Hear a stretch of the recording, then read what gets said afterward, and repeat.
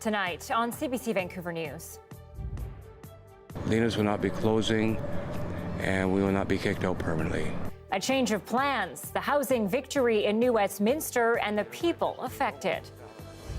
We do think this is going to make a difference, particularly for the convention sector, for the average leisure travel. Plus, looking forward, BC's tourism industry applauds the relaxation of COVID travel rules and what it all means for suffering industries. The way that we're going to achieve it is by taking out some of the fishing capacity, and the way we're doing that is through a government-funded buyback. Also, as millions of sockeye salmon make their way up the Fraser, the big changes hitting commercial fisheries. This is CBC Vancouver News.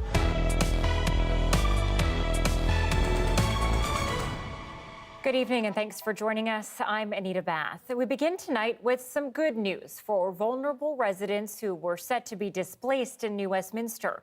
Plans to close their assisted living facility appear to have been reversed after a CBC report earlier this week. Now, on Monday, we told you residents of Lenas Place were being evicted so the house could be sold.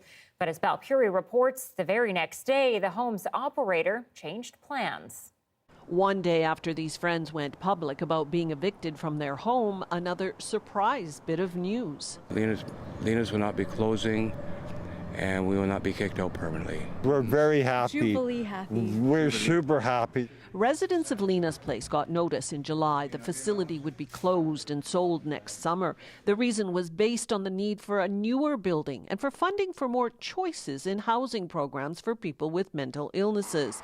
Lenas is a 12-bed assisted living facility operated by Fraser Health in a 21-year-old duplex owned by BC Housing. Now, instead of selling the property, Fraser Health says there's a new plan. The residents will still have to move out, but only temporarily. The house will be assessed, and then it'll be repaired. Fraser Health cites multiple deficiencies at Lenas Place that could negatively affect residents' health, but hasn't responded to CBC requests for more details about the change in plans. I asked if they acted so fast to come and tell us of what Lenas Place is going to do. Did they act so fast because we got onto social media about our concerns? It's been tough for residents wondering where they might live if there's no Lenas. Because we're family. It's very important to us that they keep us together. Now they've been told after the repairs, they'll get first dibs on moving back in. We were told that everybody can move back home once we're all done. Well, what we'd like to have is to get everything they said on Tuesday, and after the house has been looked at, we want it in writing. Put it in writing so they can't come back to us at a later point in time and say, we didn't say that. With timing and logistics still on the table, the residents say they're cautiously optimistic, but pleased with the latest development. Happy dance. Happy dance. That's your happy dance? Yeah, that's our happy dance. Yeah. Balpuri, CBC News, New Westminster. There's more strong reaction out of the downtown east side tonight in response to the disturbing video showing a police vehicle crashing into a man as he stands in the middle of East Hastings Street. As Michelle Gassoub explains, residents say they feel the incident further erodes their trust in police. The video shows a Vancouver police cruiser crashing into a man standing crouched in an empty street in the middle of the night. CBC isn't showing the moment of impact, which left the man with serious injuries. But for those who witnessed the collision, it's a disturbing memory. This man who lives on East Hastings heard the crash and saw other officers arrive on the scene. Just heard the bang, and then I was walking across the street and I noticed them taping off the area. And within half an hour, the tape was gone and it was like nothing happened, right? The man who was hit has now been released from hospital, but residents say collisions here are all too common. This neighborhood has some of the most dangerous intersections in the city. On East Hastings and Main Street, there were 26 collisions involving pedestrians in just 5 years. In an effort to make the streets less dangerous, the city decreased the speed limit in the area 10 years ago. It's now 30 kilometers per hour. Vancouver police wouldn't comment on whether the vehicle was speeding or whether they were responding to an emergency. Well, I think the video speaks for itself. There's no lights and sirens that were on. Can't say for certain where they were headed, what they were doing, all of the circumstances were. The Independent Investigation Office of BC has now taken over the investigation and is collecting more footage from Tuesday morning. East Hastings residents say the collision will do little to improve an already frayed relationship with police. I just felt like they did everything in their in their hands to sweep it under the rug as fast as possible without actually investigating anything, which happens all the time around here, Everything gets swept under the rug. The timeline for the IIO investigation is still unknown. Michelle Gassoub, CBC News, Vancouver. A woman has died after a hit and run in Squamish a few weeks ago. On September 2nd, a pickup truck ran through a chain-link fence and hit two women waiting at a bus stop. RCMP say the male driver ran away on foot, leaving bystanders to lift the truck off the injured woman. Both victims were hospitalized, and on September 16th, 44-year-old Gurpreet Sangha died in hospital. Squamish RCMP is asking anyone with information about the hit and run to come forward. Well, it's big news for travelers and people in the tourism sector after years of pandemic restrictions. A senior government source is telling CBC News tonight that the Prime Minister has now signed off on some big changes related to COVID rules and international travel. Liam Britton is live at YVR right now. And Liam, what is changing when it comes to international travel? Break it all down. Well, nothing has been officially confirmed at this point, but there could be some big changes coming to how things are done at borders and at the airport at the end of this month. First, Ottawa is expected to drop the vaccine requirement for people entering Canada, and it will end random COVID testing at airports and make the use of the ArriveCan app optional. Still under discussion is the requirement for passengers to keep wearing masks on airplanes. Now, we were told that that was the subject of a federal cabinet meeting today. Okay, Liam, so I'm sure a lot of emotions coming to you from travelers at YVR. What are they saying? What do they think of the changes? Yep. Well, it was a bit of a mix of relief and some trepidation. Have a listen. We are both from the travel industry, so the vaccine was very important for us. It saved our jobs also somehow. I know a lot of people have had a lot of problems downloading the app and then filling it in, so yeah, I do think it's a good idea. I like the testing. I think it's good to just kind of keep things on the safer side, just because we kind of are in the endemic phase. It doesn't really mean things are over. Right, and of course the travel industry, they're quite happy about these moves. That is good news for our industry. It's something that we've been calling for a long, long time. It, as I mentioned, was the barrier that prevented a lot of people from traveling to Canada. Of course, COVID is still with us. The pandemic is not over. A recent UBC study found Canada's travel restrictions were effective in reducing imported COVID cases, but at the same time, the impact was diminished when domestic transmission was high, and there are social and economic costs to those restrictions. Again, nothing has been officially confirmed, but we are being told that the changes could take effect at the end of the month, and an announcement formally is expected for Monday. Anita? Our Liam Britton live tonight at YVR. Thank you. Well, as communities grapple in BC with multiple mental health crises, the province is now promising more care for people at risk of suicide. BC has put forward $2 million to support mental health care workers who are caring for patients with mental health crisis. The funding will also go to improving the framework for suicide risk management, ensuring they have access to screening, assessment, and treatment planning tools. The BC Minister of Mental Health and Addiction says psychiatric patients are at high risk of suicide in the period after they're released from care. Suicide does not discriminate, and people from all walks of life can feel suicidal. Many people struggle. Many have feelings of distress and despair and thoughts of suicide and self-harm.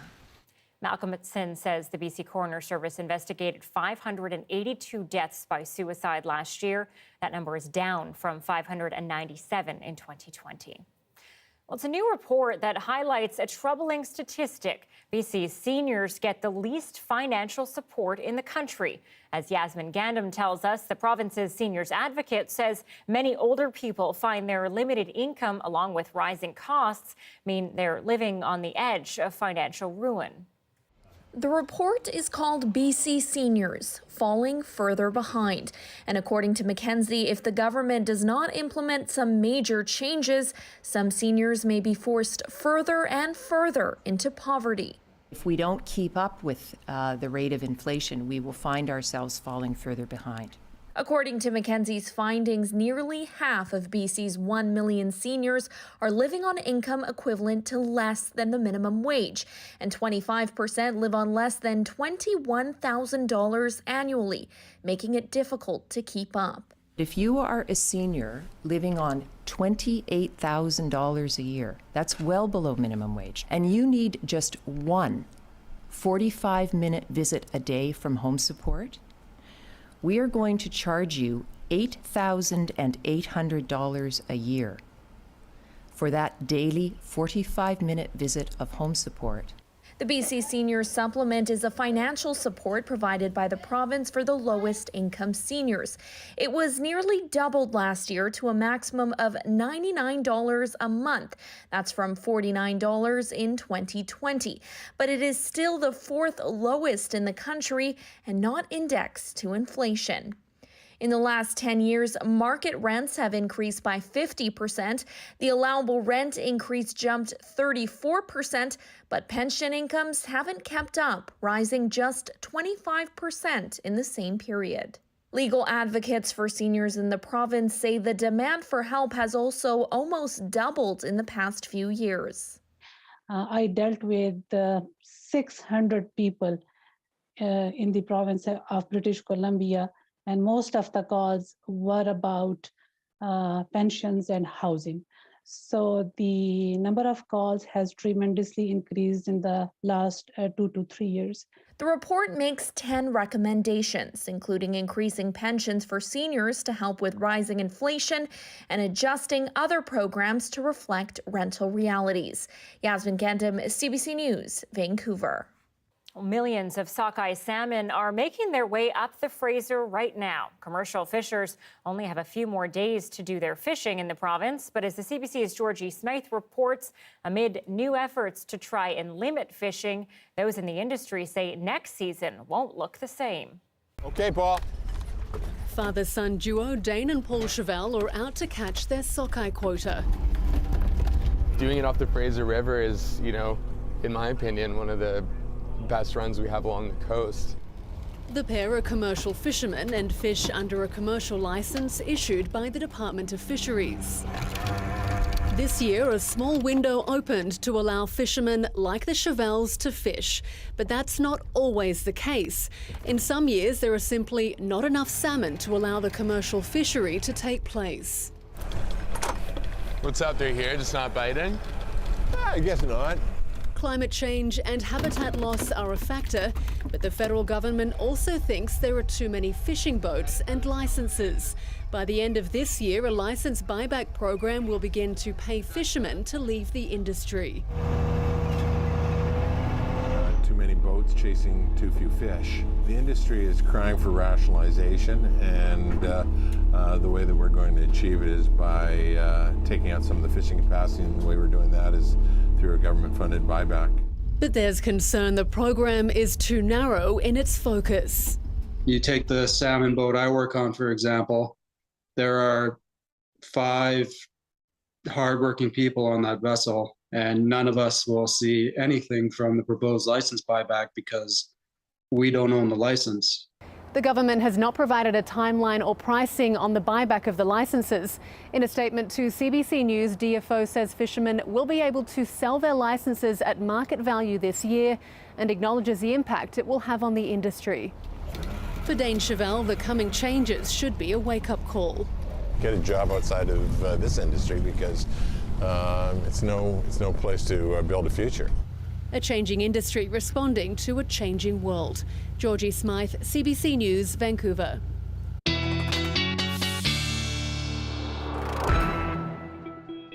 Time Time now to check in with meteorologist Johanna Wagstaffe. And Joe, I gotta say, I got a lot of flack today for my choice of outfit, given it's the first official day of fall, but I chose it because I'm really trying to hold on to summer. Yeah, you've got the summer vibes, Anita, and I think that's fair given that it's going to be such an abrupt end tomorrow, or abrupt blip at least. But I don't know if you felt it about 11 minutes ago. That's the exact moment that the sun's most direct rays passed across the equator. Oh, I totally didn't feel felt it. that. Yeah, okay, you did. Yeah. Yeah. Well, for anyone who felt it, that was it. That was that fall equinox. Let me show you the temperatures out there. Still very above seasonal by a good 2 degrees today, 2 to 3 degrees. Cooler today than yesterday, but we've been running warm for most of September and most of the back half of summer for that matter. 22 in Osoyoos right now, 19 at YVR, 18 over towards Victoria, a little cooler by the water. All right, a lot going on in this map. High pressure has been our story all week. An approaching pair of cold fronts is about to change that. And as I take you through the overnight forecast, we're looking to see cloud cover move in quickly and showers by the morning commute. I think we'll see those showers across Metro Vancouver. It's not a washout of a day. I wish we were getting more rain than the 5 to 10 millimeters it looks like we'll get, but be prepared for a showery entire Friday, Anita. But I'll tell you what we rebound to coming up a little bit later. All right, thanks so much, Joe. You're welcome.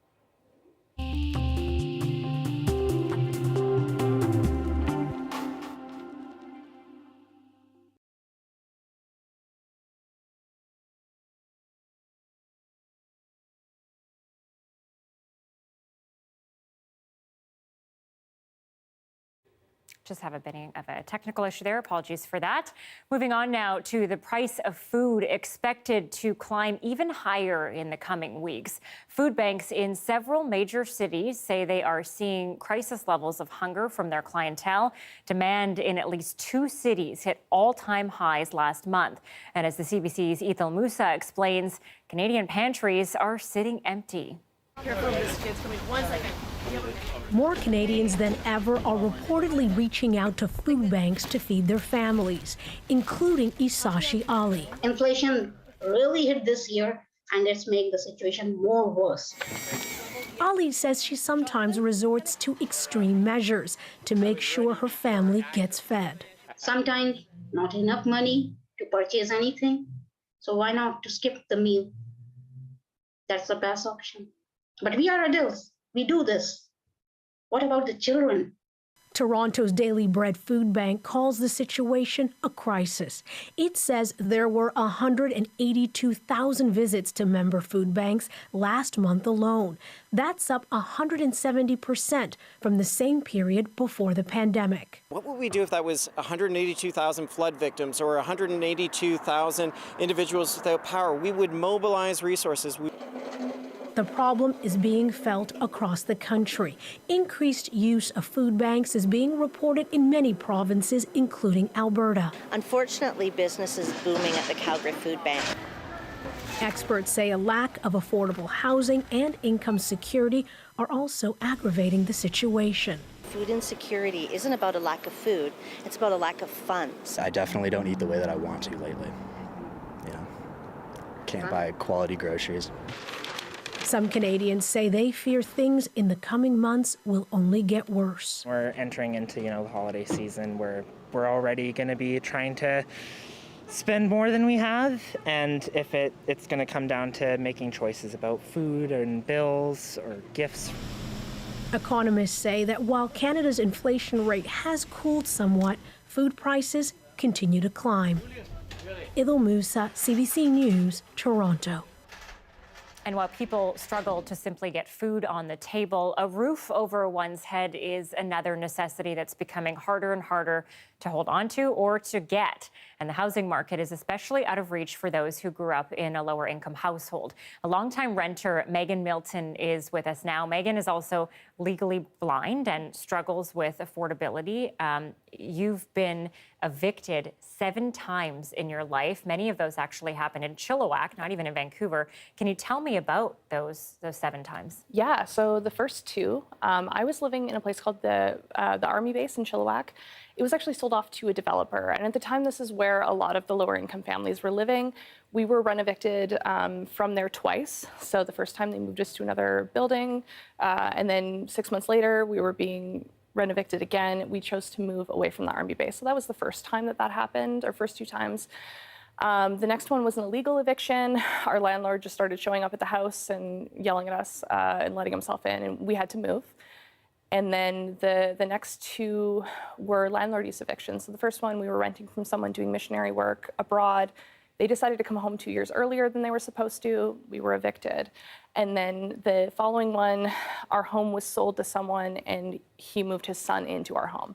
So that's 5 evictions, if you can count. All of those happened in Chilliwack, BC. And I moved away. I moved to Vancouver, mostly eviction-free until 2020. 2 days before the eviction ban was put into place, I had to be out of my apartment. Once again, it was sold to someone and they were moving their son into my suite. So there's a bit of an ongoing theme of people who are able to buy homes for their children displacing me. And we were just informed last week that our landlord will be demoing our house very soon. So this will be eviction number 7. Wow. Yeah, I know that this is bad luck, but it is I do feel like a canary in the coal mine of the housing crisis. Yeah, absolutely. And I'm sorry to hear that this has happened to you so many times. You know, you mentioned there people moving in their family members into the homes and that talk of generational wealth.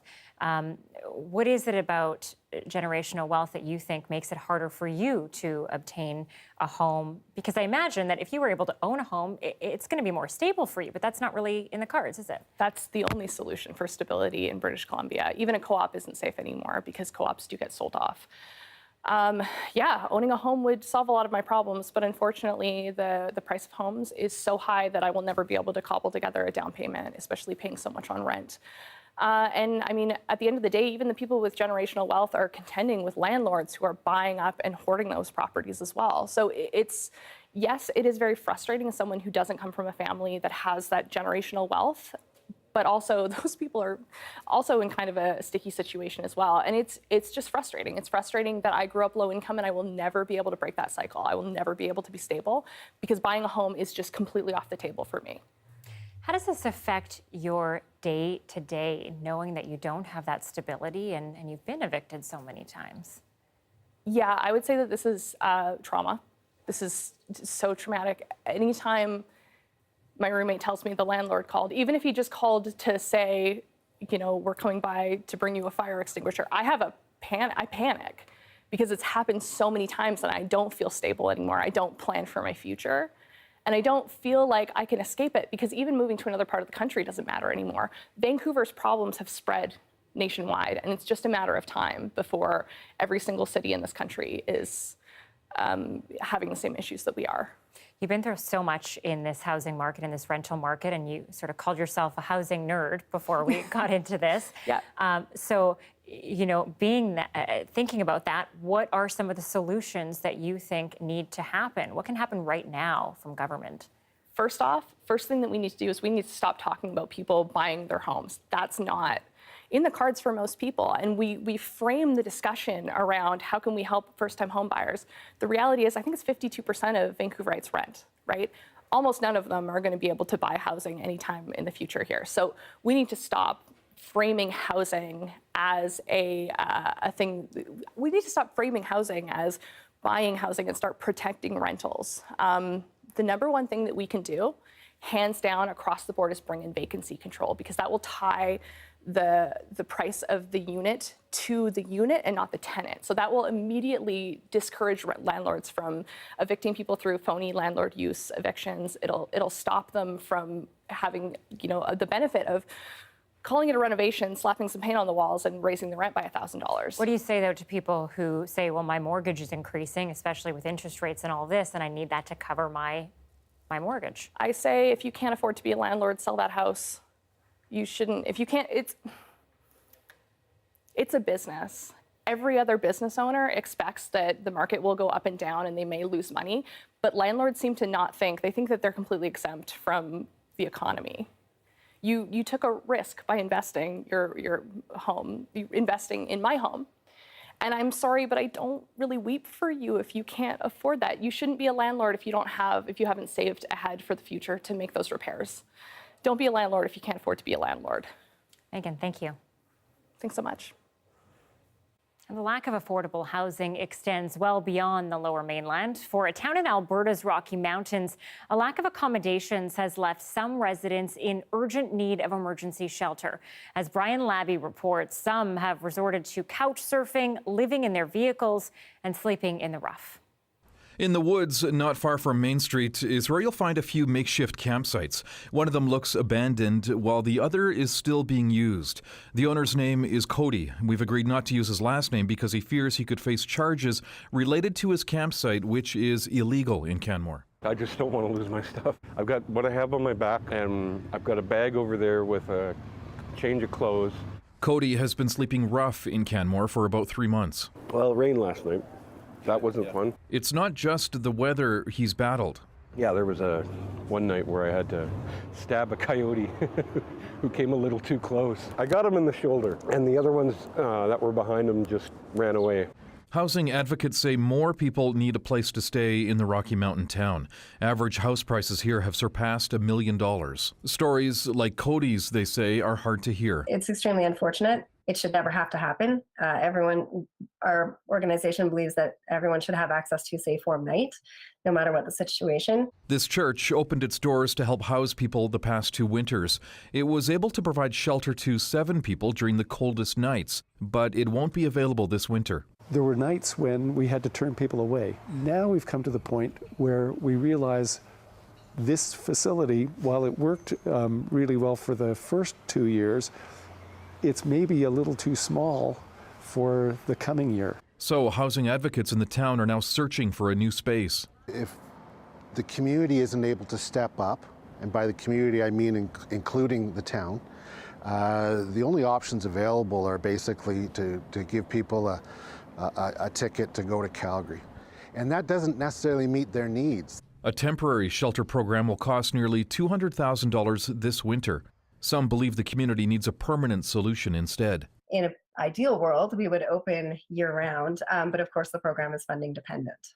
Cody is hoping to land a job soon. He's got an interview this week. It's a position at a hotel that includes staff accommodation. And that's really what I'm prioritizing, because I don't want to be staying out on the streets.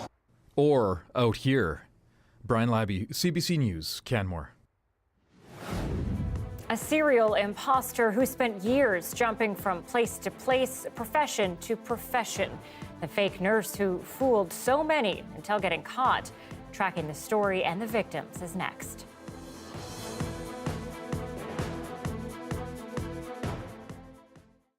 Thanks for watching our commercial-free live stream. A group of Saskatoon parents frustrated with the risks associated with sending their immunocompromised children to in-person learning have started their own school. The At-Risk Together Cooperative opened in January, and it's described as a safe space for children with underlying health conditions. We've not had any transmission of any illness within the school. Catherine Stevenson is one of several parents of immunocompromised children that have started their own school. It's called Art Cooperative School, which stands for At Risk Together. Stevenson says it's Canada's first and only fully licensed childcare facility and preschool of its kind. Stevenson's son is medically fragile and often got sick at school. She says she didn't want to risk that anymore.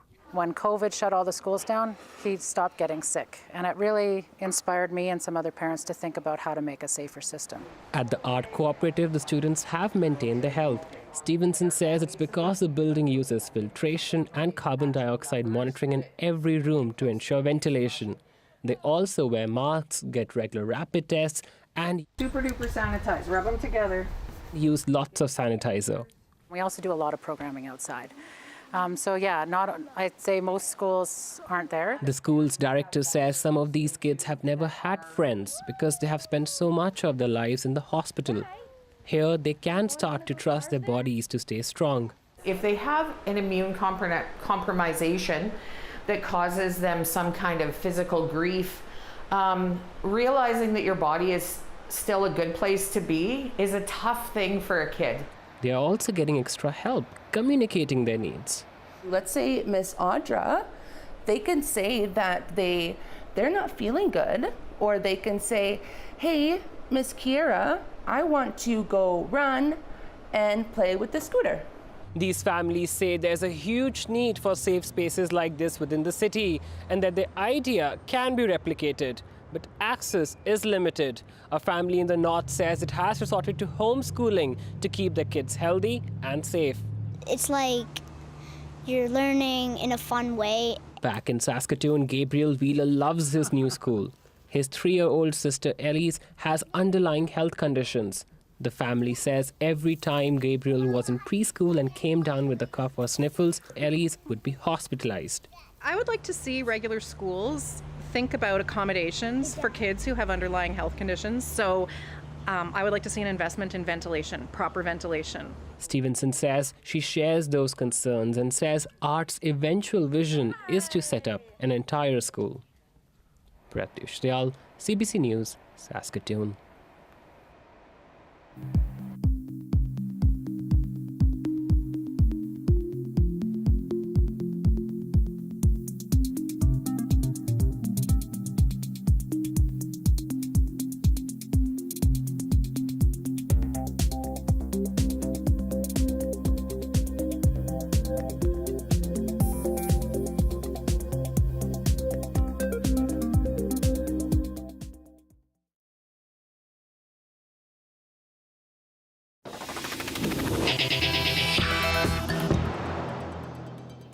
She's a convicted fraudster who pretended to be a nurse in provinces across Canada and even into the U.S. Now she is the subject of a new CBC documentary.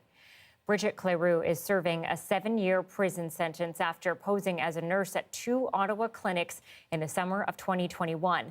The 50-year-old also faces more than a dozen charges and accusations in BC, including that she assaulted 10 patients while posing as a perioperative nurse at BC Women's Hospital from June 2020 to June 2021.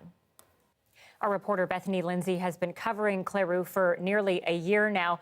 Bethany is the host of a new radio documentary called The Professional that explores the serial imposter's past. Bethany did this with the help from those who came into contact with Cleroux. Bethany, you know, following your work over the last year, I got to say I'm still shocked. Every single time there's a new accusation, it just gets wilder and wilder. It seems Cleroux has been quite the prolific offender. Yeah, that's kind of an understatement. She has at least 67 criminal convictions as an adult, starting in Quebec when she was just 19 years old. Her crimes have mostly been fraud-related, so things like forgery and impersonation. She's been convicted of posing as a nurse in Ontario 3 times so far, and once in Alberta as well. We know she's posed as a teacher, too, in Quebec and Calgary. There are at least 3 active warrants for her arrest in the U.S. She's wanted in Colorado for allegedly impersonating a nurse once again, and in Florida on charges of stealing a blank prescription pad from a doctor's office and writing phony prescriptions for OxyContin. So Cleroux is actually in prison in Ontario right now for pretending to be a nurse at 2 clinics in Ottawa last summer. She's serving a 7-year sentence for assaulting patients with a needle and for fraud. Okay, and what can you tell us about those charges against her right now here in BC? Yeah, so there are 7 charges in total, including 11 charges of assault or assault with a weapon, and it all relates to her time working at BC Women's Hospital here in Vancouver. She's accused of pretending to be a nurse there for a full year. We don't actually know how many surgeries she assisted with during that time, but patients have told me she gave them painkillers and sedatives. And they also say she came across as really unprofessional and rude and kind of stuck out like a sore thumb. Okay, so as you mentioned, she's currently serving a 7-year prison sentence, but what comes after that? Because she is facing those charges here as well. Yeah, so she was actually just in court in Vancouver this morning, appearing by phone from prison in Ontario. She's still awaiting trial here in Vancouver, and police say more charges are possible.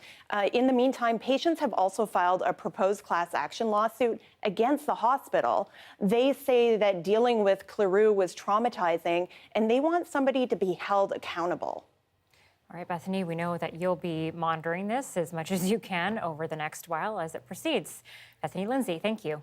You're welcome.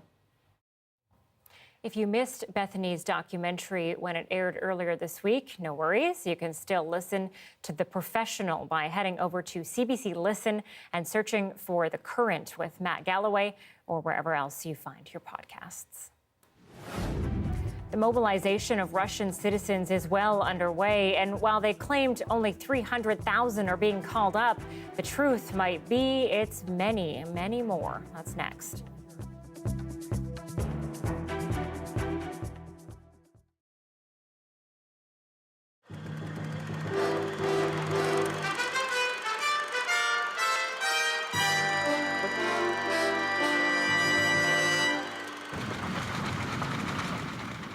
Speeding through the misty beauty of the Broken Islands group, you could think yourself alone in the world. But 11 a.m. at Gibraltar Island, the Francis Barkley, known locally as the Greyhound of Barkley Sound, pulls in. Garbage bag, newbie suitcase, start at group number 1, okay? Just right here, guys, right here. Stand right here. 10 years ago, the islands were a local secret. But once they were labeled a national park, people came to check out why. In an urban world with a longing for wilderness, Canada is one of the few places that still has some. And tourists from around the world cannot get enough. To Europeans, this is wild isolation. This park here, it's unbelievable that nobody's in here, you know? The rainforest, I mean, you couldn't believe it. Like in Europe, it would be overrun. To Canadians, it's not isolation, it's a crowd. I think it's important that they're really careful that they don't destroy what's left here. The Park Service agrees. Just across the inlet in another part of the park, you need a reservation. This group has... Number 3265. Between 1986 and 1989, traffic on the West Coast Trail grew 56%. It leapt almost as much again in the following year alone. 300 people sometimes started the trail on one day. There was human waste and garbage behind every tree. Now, only 52 people can start the 6-day hike along Vancouver Island's west coast on any given day. What I did when I phoned was I was told there's nothing until next year. Within days of the opening, every spot was taken. And we would have never anticipated that type of response. It's just an indication that the areas that we know and love as being wild are not necessarily wild and uninhabited anymore, so it's sad. Unable to get on the trail, she came to a third part of the park, Long Beach. It is known around the world for its sunsets, its surf, its sand. And since they paved the road, its crowds. 700,000 visitors a year and counting. We're really going to have to face some hard questions of how many visitors are we adequately going to be able to accommodate, and how much land are we going to alienate for visitor facilities?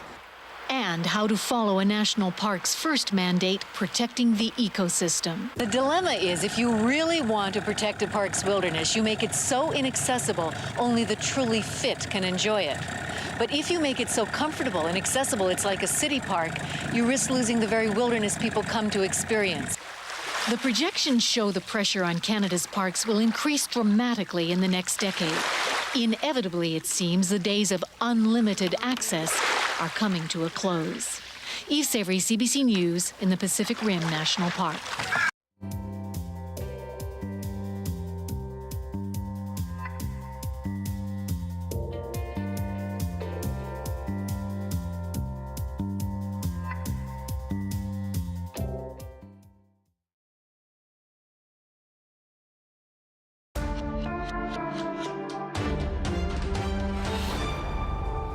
Welcome back. The Kremlin's announcement to mobilize 300,000 more troops to fight in Ukraine was clear.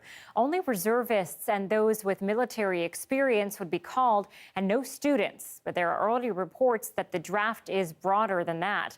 Chris Brown shows us in Russia, tension and doubt is rising. Russians are posting videos of what so-called partial mobilization looks like. Men are being rounded up, predictably mostly from poorer regions. 10,000 signed on day one, willingly, claims Russia. But in the Caucasus Republic of Dagestan, where war casualties have already been among the worst, there were shouting matches. "They're fighting for our future," says a recruiting officer. "We don't even have a present," yells back one man who refused to go. Others are fleeing while they still can, with packed flights leaving Moscow and long lines at land borders. Vladimir Putin's war in Ukraine is going badly for Russia. Earlier this month, Ukraine captured a big area near Kharkiv and is pushing hard in the south near Kherson. Wednesday, Putin again threatened to use nuclear weapons, this time to defend the remaining territory it seized from Ukraine. Russia has organized what Western countries say are sham votes to try to legitimize its conquests, a move also condemned by the head of the United Nations. Any annexation of a state's territory by another state resulting from a threat or use of force is a violation of the UN Charter, said Antonio Guterres. Ukrainian President Volodymyr Zelensky is also claiming a victory after a surprise prisoner swap. It included commanders of the Azov regiment. They're seen as heroes in Ukraine for defending the city of Mariupol. This is good news and a sign Moscow is slowly giving up already, said a Kyiv resident. In return, Ukraine swapped Putin ally Viktor Medvedchuk, who the Kremlin once sought to install as Ukraine's puppet president. Putin's strategy is high risk, and already Russia's pro-war nationalists are fuming, claiming the mobilization is too little too late, and the Ukrainian Azov soldiers should have been executed. Chris Brown, CBC News, London.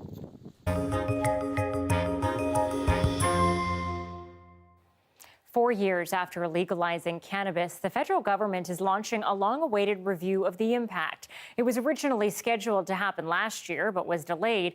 And as the CBC's Marina von Stackelberg tells us, the main focus will be the health effects of marijuana.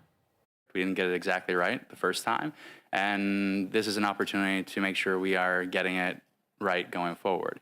An independent panel of experts will look at the impact of pot legalization on Canadians' health and safety. Health researchers say there have been promising signs. For one, the percentage of youth using cannabis has dropped substantially, from 20% down to 10%. This, of course, was one of the primary goals behind legalization, was to put in place a legal process which would make it more difficult for our youth to access cannabis.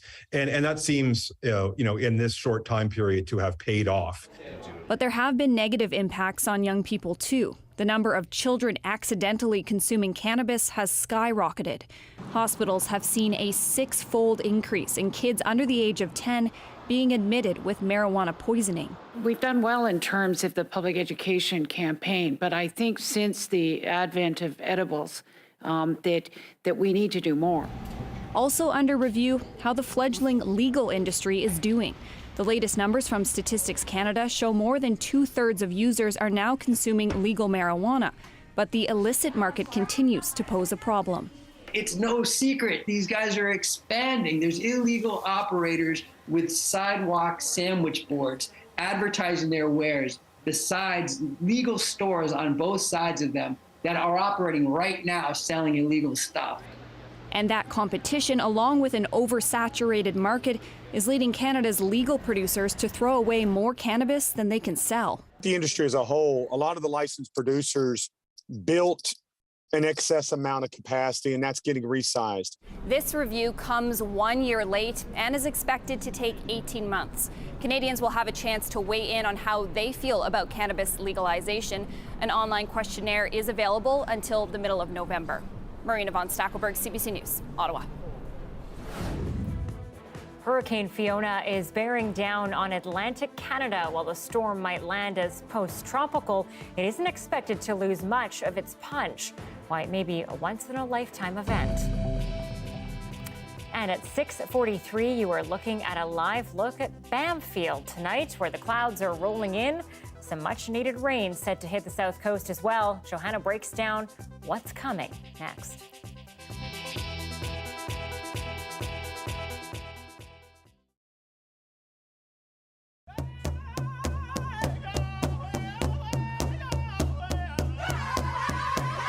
Ani, nijo signapia kyo kwadijnikas, wabashe shido dem. We come calling minidome sing nonjaba. Hastings, Meguadida. I started attending powwows when I was a baby. I started dancing when I learned how to walk. I learned from the powwow trail from watching the other dancers, and my mom taught me.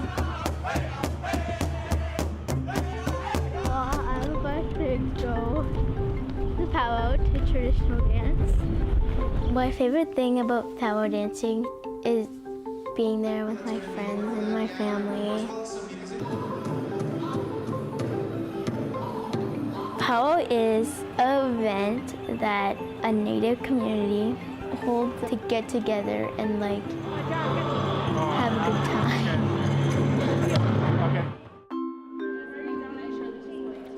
When we get there, I'm gonna get ready, and then my mom's gonna braid my hair. Braids are strong. It's a symbol of strength. The 3 strands mean the body and the mind and the spirit.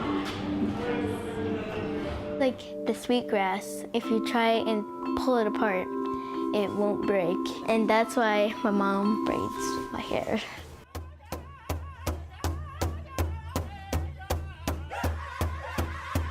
So this is the top part of my regalia. Some people call the regalias costumes. I remember one time someone went up to me and was like, "Oh, I like your costume." This is my breastplate. I guess I just told them like it's not called a costume, it's called a regalia because it's not Halloween. Today I danced women's traditional. I remember I was jingled, and then I just started like wanting to do traditional because I didn't see that much young traditional dancers when I was at the powwows. Traditional dance is very slow. The footwork represents the ground, which is Mother Earth. The fringes mean the water moving.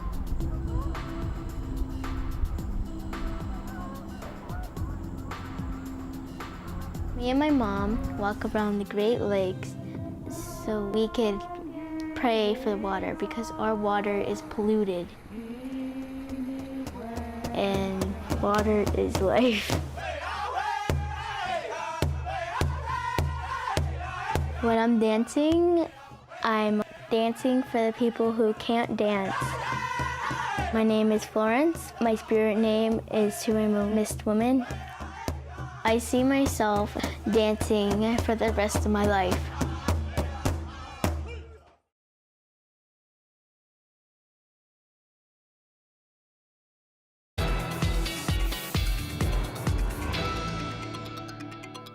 Atlantic Canada is bracing for Fiona. A hurricane watch has been issued for Prince Edward Island and parts of Nova Scotia and Newfoundland. Canada's Hurricane Centre is warning people to prepare for an extremely strong and dangerous storm. The CBC's Paul Palmeter is in Halifax with more on how residents are preparing. As you would expect, Nova Scotians are out in full force today getting ready to take on whatever Hurricane Fiona will deliver. Boat owners have been securing their vessels and removing many of them as extreme high winds, storm surge and heavy rainfall amounts are all expected to begin late Friday night and continue Saturday. When Fiona does make landfall, it is expected to transition to a tropical storm, but that doesn't mean it will be smaller. When we see a storm going through the transition from a pure hurricane to a post-tropical storm, we typically see those wind fields expand. So the storm actually gets bigger. And this is what we're going to see with this particular storm. So in terms of area of coverage, this is going to cover a fairly large area, very similar to what Dorian did 3 years ago. As soon as the storm passes and it is safe for people to mobilize, comfort centers will be opened in areas where they are needed. 2 facilities for homeless people in the Halifax area are also going to be opened before the storm begins. We will transport people who want to be, not everybody wants to be, and we will try to encourage people to take shelter to these 2 locations. These are people who are homeless, and we will transport them there. We'll provide food, obviously shelter. With the storm being compared to Hurricane Dorian 3 years ago and Hurricane Juan in 2003, widespread damage is expected. Flooding and storm surge are also expected to be a major issue, and Nova Scotia Power is bracing for the worst.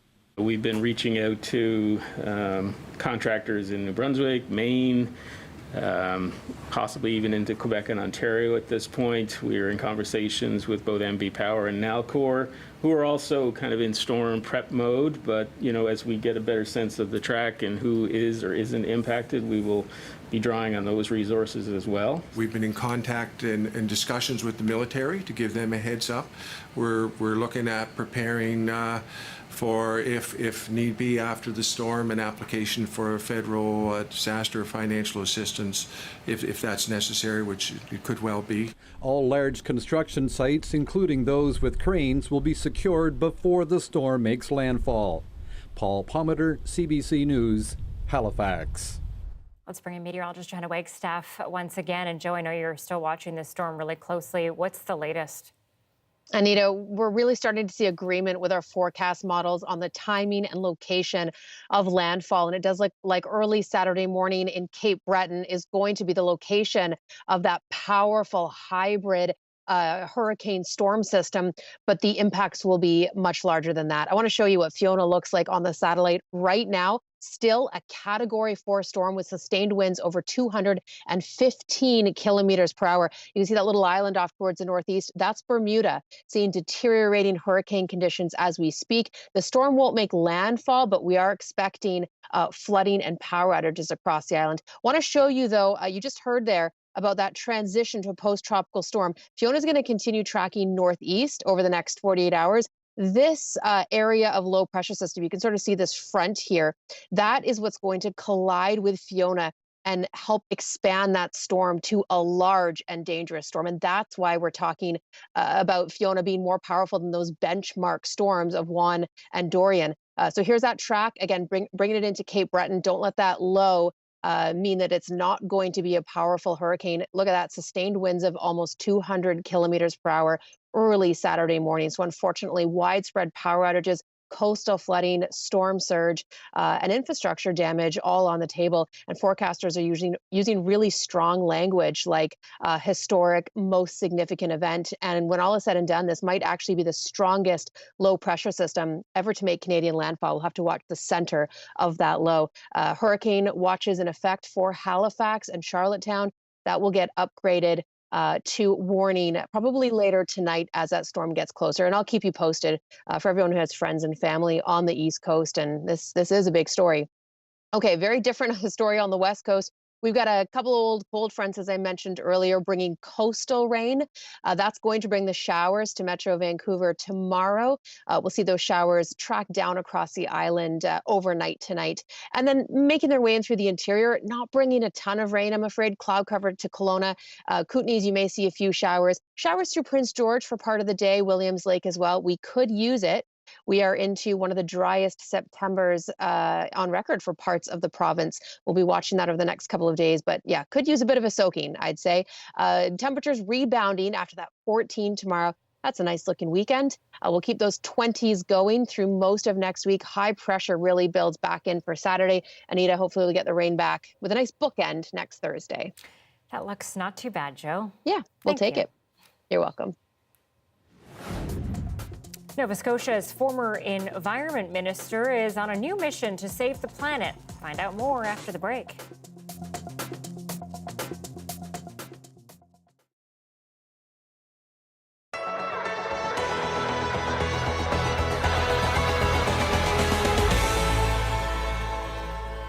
In this area of northwest Calgary, there are 3 cannabis stores within a 1 kilometer radius. It's popping up like gas stations. Like you see one here, you see one there, you see one there. In Alberta, an average of 8 stores have been opening every month over the past year. There are now 761 stores across the province. In Calgary, there are 194. Some store owners say that is too many and the market is oversaturated. They say competition is fierce, price wars have broken out, and some stores are at risk of closing. Unfortunately, yeah, right now there's blood in the streets. Craig Kolichuk owns 2 stores in Calgary and 1 in nearby Airdrie. His prediction for retailers is grim. We could easily lose 30-40% of retailers here over the next 12 to 24 months. An analysis of the retail cannabis market across Canada revealed Alberta has 150 more stores than it needs, based on comparable per capita store counts in Colorado and Oregon, where pot was legalized before Canada. One of the researchers says many retailers in Alberta are suffering. High Tide Inc. is a Calgary-based cannabis retailer that operates 29 Canna Cabana stores in Calgary. You know, I won't argue with the notion that perhaps there are too many licenses in the province right now. But the company believes there is still room to grow in Alberta. There are pockets in the province that can handle additional cannabis stores. And in terms of our organic growth strategy and our acquisition strategy in the province, that's really where we're looking at, is like specific geographic pockets that are still underserved. The company wants to see fewer restrictions to help retailers who may be struggling. Prices have come down. Perks such as loyalty programs are being offered. The AGLC, which oversees retail licensing, has dismissed the idea of a limit on new stores. It seems like it's a race to the bottom. It's a price war. Margins have been compressed. Still, Kolichuk has an eye on expansion, either opening up new stores or taking over struggling ones. I think we can turn this to our advantage and potentially take out other independents that are struggling and potentially rebrand these stores. A strategy to survive in an increasingly competitive market. Brian Labby, CBC News, Calgary.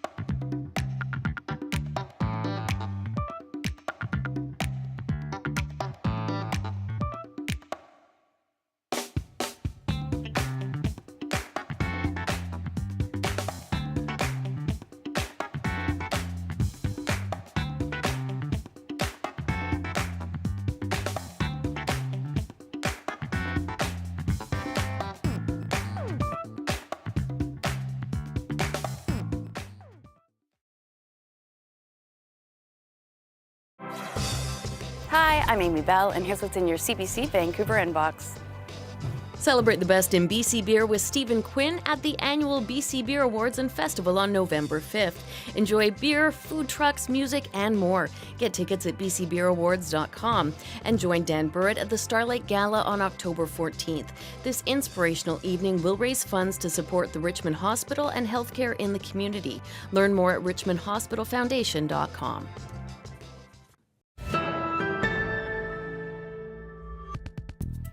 In Nova Scotia, a retired politician has found a new calling. 69-year-old former Environment Minister Sterling Beliveau is saving discarded rope from landfill and using it to create new products. Colleen Jones has our final story tonight. Just to make sure that everything is locked. From his man cave in Woods Harbor, I find Sterling Beliveau making yet another basket. Long before he became a politician, Sterling was a lifetime lobster fisherman. He left school at 14 to be on the ocean. His guidance counselor told him it was a huge mistake. He agreed to disagree. He learned to weave as a young kid. It's not going to go nowhere now. I just got to go through all these. Now he's an army of one, trying to find a solution to the rope crisis that exists in the fishing industry. I'm confident in saying 99.9% of it is going to our landfills. His solution? Use this old rope to make new products. This is his big pile of rope in his garage. I tell him he'll never get through it. There's a lot more rope stashed out back. Probably around 400 or 500 tons a year in our tri-counties going to landfills. And there's a lot of rope, so he keeps weaving, coming up with new products like dog beds, fancy knots, of course rope mats, even this double-wide hammock made all from rope. He takes his wares to local markets, but another product he's making? Boat bumpers. This is an ATV tire, again, that has been disposed of and thrown away.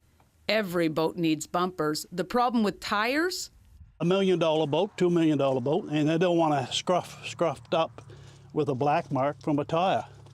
Enter old rope, reusing two things. 30 hours of work, and I've got one covered with rope, the same thing.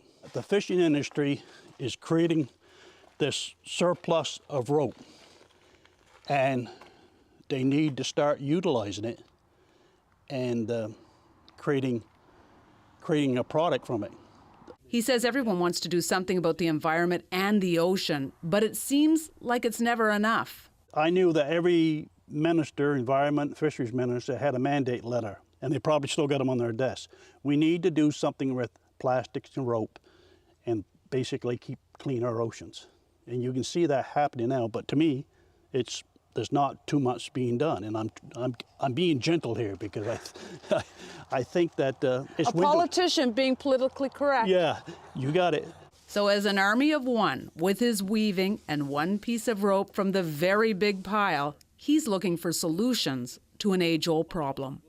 Colleen Jones, CBC News, Woods Harbor. Really cool stuff and helping the environment while he does it. The hammock would have to be my favorite. I'm sure perhaps yours as well. Thanks for being with us on CBC Vancouver News tonight. We'll see you back here tomorrow.